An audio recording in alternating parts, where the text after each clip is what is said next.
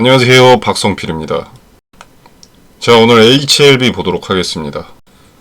자, 오늘 항서제약의 서류 제출 관련 내용을 보기 전에 공시부터 보도록 하겠습니다. 자, 영상 시청 전에 구독과 좋아요 부탁드리도록 하겠습니다. 자, 일단 공시를 보시면 전환가액의 조정이 있습니다. 38회차 전환가액 조정. 자, 내용을 보면 최근 주가가 많이 상승을 하게 되면서 조정가액이 약 2만원 정도 올라갔습니다. 자, 이건 개인 투자자들에게 나쁠 것은 없는 거죠. 전환가액이 비싸지는 게 더 좋습니다. 전환사채 투자자도 시세 차익을 위해서 돈을 빌려주는 주체인 거죠. 자, 전환사채가 상장될 때 전환가액과 현 주가의 갭이 크다면 오버행 리스크가 너무 커집니다. 또 그 오버행 리스크를 우려한 개인들의 매도세도 더해지면서 주가가 폭락을 하게 되죠. 자, 그래서 금융위에서 투자자를 보호하는 방편으로 21년 12월부터 주가가 오르면 전환가액 상향 조정을 의무화했습니다. 자, 오버행 리스크가 아예 없어지는 것은 아니지만 단가가 올라가면서 상장 가능한 주식 수가 줄어들게 됩니다. 그나마 다행인 거죠. 주당 가치가 조금이라도 덜 희석되니까. 기존 상장 가능 주식 수가 100만 주에서 75만 주로 내려갔습니다. 약 4분의 1이 줄어든 거죠. 자, 물론 이 38회차 전환사채 전환 청구 가능 기간일이 25년 3월 8일부터이기 때문에 아직 신경 쓸 단계는 아닙니다. 공시가 무슨 의미인지 확인하시라고 말씀을 드렸고요. 자, 그 다음에 이제 위에 있는 타법인 주식 및 출자증권 취득 결정 공시가 있습니다. 자, 이거는 뉴로터보 인수했다는 내용입니다. 난치성 뇌질환 치료제 개발 분야로 신약 파이프라인에 대한 확대, 그 기업의 지분을 인수했다라는 거고요. 아직 매출이 나는 기업이 아니기 때문에 크게 의미를 부여할 필요도 없고요. 그냥 투자했구나 하시면 됩니다. 자, 그리고 그 위에 자, 자기 주식 처분 결정이 있습니다. 자, 이거는 이제 뉴로토보를 인수하기 위한 자금을 마련하기 위해서 자기 주식을 처분했다는 공시입니다. 자, 4,645주를 주당 94,000원에 장외 매도로 처분했다는 공시고요. 현재로서 크게 의미는 없습니다. 자, 이제 HLB의 이 간암 신약 FDA 승인 제도전에 대한 이야기를 해보겠습니다. 자, 기사 다 접하셔서 아시겠지만 오는 20일까지 FDA의 리보세라닌 간암 1차 치료제 허가 관련 서류를 항서제약이 제출한다라고 되어 있습니다. 자, 제가 여기서 보는 건 20일이라는 겁니다.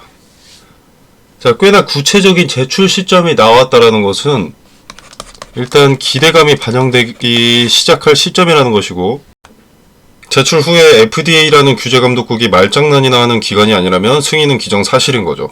보안 요청 서한을 받기 전날만 해도 FDA와 약물에 대한 설명을 넣는 라벨링 작업을 했다고도 밝힌 적이 있기 때문에 치료제에는 문제가 없다는 근거가 여러모로 있습니다. 자, 그렇기 때문에 서류를 제출하는 자체만으로도 기대감은 반영이 되어야만 합니다. 기대감이 반영되지 않는 주가가 만약에 그려진다면 의도된 것이라는 거죠. 자, 그리고 서류 제출 이후에 클래스 1이 나온다면 늦어도 11월, 클래스 2가 나온다면 내년 3월에는 나온다는 것인데, 자, 이게 클래스 1이라면 최대 2개월 이내에 승인이 떨어지는 거라서 상당히 짧을 수도 있습니다. 11월 이전일 수도 있는 거죠. 자, 개인들보다 앞선 정보를 가진 주체, 주가를 주도하는 주체도 FDA가 어떻게 나올지는 절대로 알 수 없기 때문에 주가를 폭락시킬 수도 폭등시킬 수도 없습니다. 대략적으로 짧으면 일주일에서 길면 최대 6개월이 걸리기 때문에. 자, 아무튼 승인은 시간 문제라는 건데, 자, 그럼 얼마나 가치가 있느냐를 생각을 해보면, 자, 일단 HLB에 투자한 투자자들이라면 유한양행의 폭등을 대부분 알 겁니다.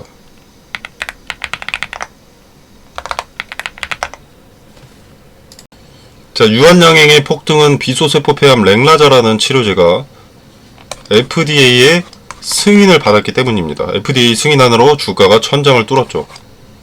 자, 신고가를 갱신하고 이제 시세 차익 매물 나오고 미 경기 침체 우려 등으로 증시가 악화되면서 영향을 입고 일부 내려온 상황이지만 그럼에도 불구하고 주가가 상당히 높은 자리에 있습니다. 자, 근데 비교를 해보면 유한양행의 비수세포 폐암 치료제의 랭라자는 미국 존슨앤존슨의 기술 이전이 됩니다. 즉 로열티를 받아먹는 거죠. 로열티만. 물론 로열티가 뭐 적진 않겠지만 다소 아쉬울 수 있는 것은 사실이죠. 그럼에도 불구하고 이런 역대급 상승세가 나왔습니다. 자, 그럼 이제 HLB는 어떨까요? 리보세라닙에 대한 권리 대부분을 보유하고 있습니다. 리보세라닙의 물질 특허를 2020년에 인수를 했죠. 그리고 글로벌 전용 실시권과 판권은 100% 자회사인 엘레바 테라퓨틱스가 가지고 있습니다. 관련 매출이 HLB로 연결이 되는 거죠. 그리고 이제 감렐리주밥의 글로벌 판권도 가남에 한해서 항서제약으로부터 사들였습니다.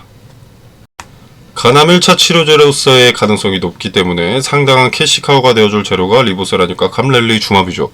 자, 게다가 FDA의 허가가 난다면 자, 판매에 있어서 HLB는 직판을 선택했습니다. 자, 그렇기 때문에 승인만 난다면 유한양행의 랭라자와는 비교도 안 될 정도로 큰 상승세가 기대가 되는 거죠. 자, 이거 누구나 알아낼 수 있는 정보입니다. 그죠?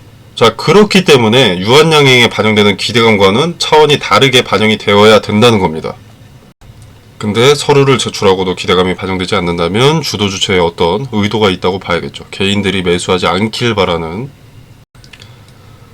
자, 뭐 HLB의 긍정적인 소식이 들려온다면 또 대규모 유상증자로 자금 끌어다 모을 가능성이 있기는 하지만 이건 벌어지지 않은 문제이기 때문에 구태여 지금부터 고민할 이유는 없고요.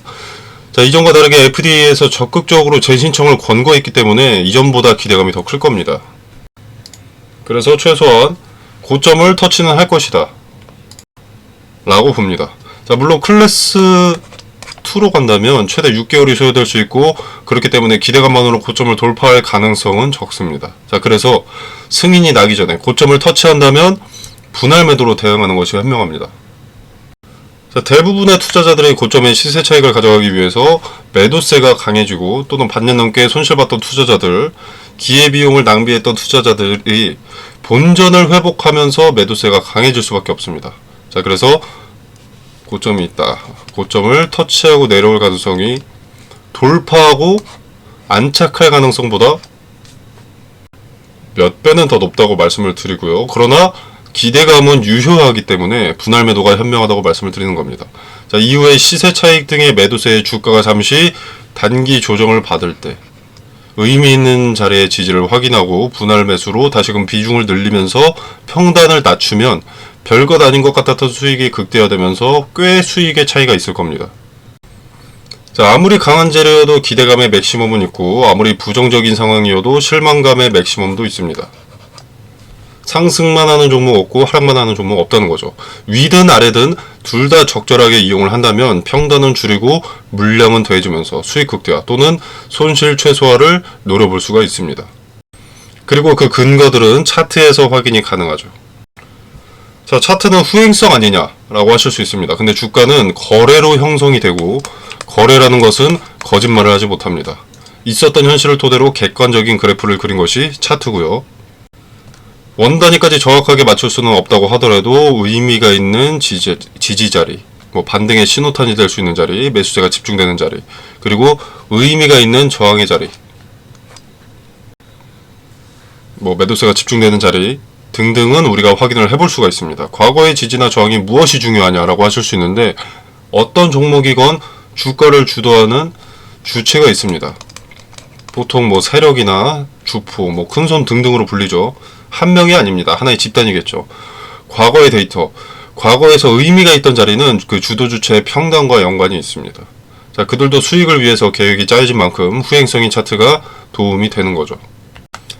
자, 세력의 평단과 연관이 있는 자리가 무너진다면 세력의 손실이 상당히 클 겁니다. 자, 그렇기 때문에 그 자리를 지켜주는 포지션을 개인 투자자들이 목격하게 하죠.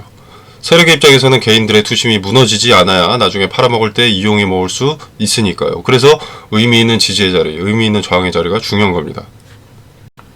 그 자리를 형성하는 것은 누구겠습니까? 개인들은 한마음 한뜻이 될 수 없습니다. 평단도 다 다르고 투자 시점도 다르고 주머니 사정도 투자하는 시간대도 투자 스타일도 다 다릅니다. 즉 원하는 주가를 만들 수가 없는 거죠. 하나의 집단이 될 수가 없습니다. 형성된 주가 자체가 주도 주체의 그림일 뿐이라는 것을 인지하고 수용해야 합니다. 그래서 나라는 주체가 원하는 주가를 만들어낼 수는 없겠지만 주도 주체의 흐름을 이용하는 관점에서 접근을 해야 되는 겁니다. 의미 있는 지지의 자리, 의미 있는 저항의 자리, 텔레그램 방에서 타점을 말씀드리고 그 근거도 함께 말씀을 드리겠습니다. 자, 현재는 기대감 일정이 명확하게 공개가 됐기 때문에 지금은 기대감만을 이용할 시점으로서 기대감의 하한선, 기대감의 상한선을 말씀드리도록 하겠습니다. 자, HLB는 같은 재료, 같은 기대감으로 과거의 데이터가 이미 존재합니다. 벌써 힌트 하나를 갖고 시작을 하는 거죠. 자, 분석 없는 투자는 로또 사고 1등 되길 기도하는 것과 다를 바 없습니다. 잘못된 분석이라도 분석 후에 대응을 해야 얻어가는 것이 있을 겁니다. 근거가 있다면 투자고 근거가 없다면 도박입니다. 여러분이 투자를 하시길 바라겠습니다. 자, 그리고 서류 제출은 항소제약이 제출을 하는 것이기 때문에 항소제약의 공시가 올라온다면 발빠르게 전달드리도록 하겠습니다. 자, 그리고 기대감이 하나 더 있죠. HLB가 FDA 승인에 가까워지는 상황에 곧 리보세라닙 관련 연구 결과도 다수 공개가 됩니다. 자, 13일부터 17일까지 열리는 유럽 종양학회 에스모. 자, 여기서 9건의 연구 결과를 발표하기로 예정되어 있습니다. 자, 그리고 세계 폐암 학회에서 리보세라닙 병용요법의 비소세포 폐암 임상시험 결과 발표도 예정이 되어 있고요. 자, 적응증 확대를 통한 또 다른 치료제들이죠. 파이프라인이 확장되는 것이고 FDA의 리보세라닙이 승인을 받게 되면 그 파이프라인들에 대한 의심은 사라지고 기대감은 더 증폭이 되는 거죠. 그래서 지금은 여러모로 기대감이 반영되어야 할 시점입니다. 자, 그리고 서류 제출 자체에 기대감이 반영될 예정인데, 자, 열흘 안에 서류를 제출하기로 예정되어 있습니다. 자, 근데 지금 주가가 크게 움직이지 않는다는 것은 일부러 조절하고 있다고밖에 생각이 되지 않습니다. 주가를 컨트롤하고 있다라고 봅니다. 뭐가 됐든 주도 주체의 움직임을 가장 직관적으로 나타내줄 지표는 거래가 가장 큰 힌트가 됩니다. 주가를 움직이려면 당연히 거래가 동반이 되어야 하고 원한대로 움직이려면 상당히 많은 거래가 필요하기 때문에 거래가 가장 큰 힌트가 되는 거죠. 자, 텔레그램 방에서 그 흔적을 말씀드리고 매수매도 타점에 대한 근거도 함께 말씀드리도록 하겠습니다. 자, 텔레그램 방 입장은 어렵지 않습니다. 자, 영상 설명란에 보시면 더보기 버튼이 있고요. 여기 링크를 기재해 뒀습니다. 그리고 또 이제 고정 댓글로도 남겨두도록 하겠습니다. 자, 이 공간 안에서 제공되는 정보 일체의 금전을 요구하지 않습니다. 자, 여러분의 투자에 도움이 되기를 바라면서 마무리하도록 하겠습니다. 감사합니다.